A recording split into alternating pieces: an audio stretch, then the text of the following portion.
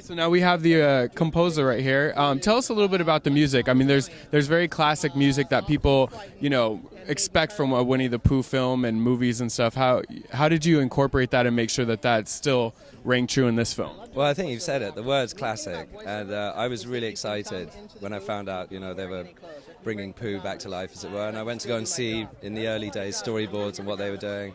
And it was really obvious, just from the early footage, that they'd done a fantastic job of really preserving all the nostalgia and the naivety and everything that's great about the original Winnie the Pooh.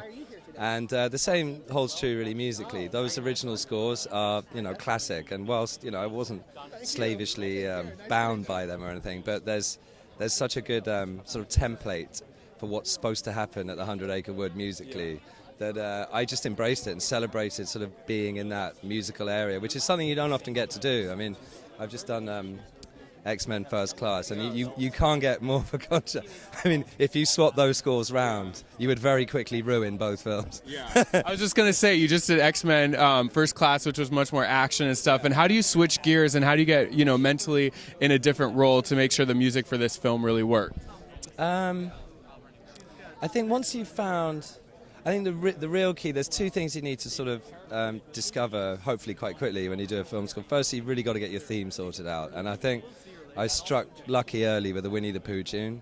And then once you get the orchestration and a feel going, it's a bit like it's kind of like, a sort of musical avalanche. If you can get those few stones rolling first, then you get on a bit of a roll. The tricky thing sometimes in a movie is it may take a little while to find those elements, but once you've found it, it starts to sort of reveal itself. And I guess even if you do things that are radically different, once you're, apart from anything else, what you're working on is busy blasting out the speakers. You just sort of get. It's a bit like saying, is it confusing to go to some drum and bass club night and then the following evening be at a Mahler concert? Well, not really. Once you're 10 minutes into either experience. Yeah. We'll hold up the CD one more time, and people can purchase it, right? Absolutely, and it's not just my score. There's some wonderful songs, so you get you'll get the score plus all the songs from them, and the songs are hilarious.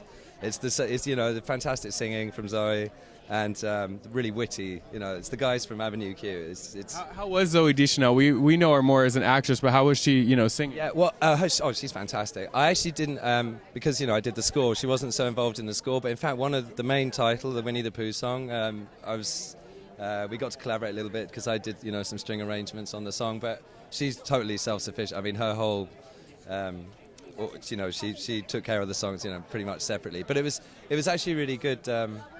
Really good fun. They're already being songs in the film because I knew where they were. It means when you're writing the score, you know that you're writing, towards a certain song, and you've got to get away from a certain song. And rather than it being making it more tricky, it was nice. It was like having sort of flags put through the territory. It was good fun. All right. Well, thank you. Hold it up one last time. There you go. A little bit higher. All right. Available at your local store.